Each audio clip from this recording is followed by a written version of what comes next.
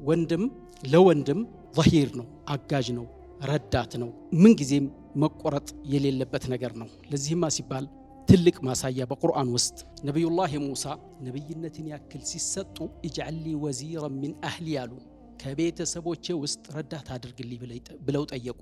ሃሩን አኺ ያሉ ልዩ አድርገው ወንድሜን ሃሩንን አድርግልኝ አሉ። ሃሩን አኺ ወአሽሪክሁ ፊ አምሪ ከይ ንሰቢሐከ ከሲራን ወነዝኩረከ ከሲራን አሉ። ለምንድን ነው ሃሩንን በልዩ መልኩ የጠየቁት ብለው ሙፈሲሮች እዚህ ላይ ያነሳሉ። በልዩ መልኩ የጠየቁት አንደኛ ሃሩን ተናጋሪ ነበሩ ይላሉ። ሁለተኛ ወንድም ለወንድሙ ተቆርቋሪነትም ስላለ እንደገና ደግሞ ታማኝነቱም ደግሞ ይበልጥ ከልብ ስለሚሆን ነብዩላህ ሃሩን በተናጋሪነታቸው ተገን ይሆኗቸዋል፣ በወንድምነታቸው ደግሞ ታማኝ ይሆኑላቸዋል።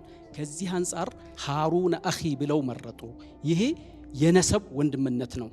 እርግጥ እስልምና ውስጥ ወንድምነት የሚለው የነሰብ ወንድምነትም እንዳለ ሆኖ በትልቁ ወንድምነት በማለት የሚያስቀምጠው ግን እኹወተ ዲንን ነው።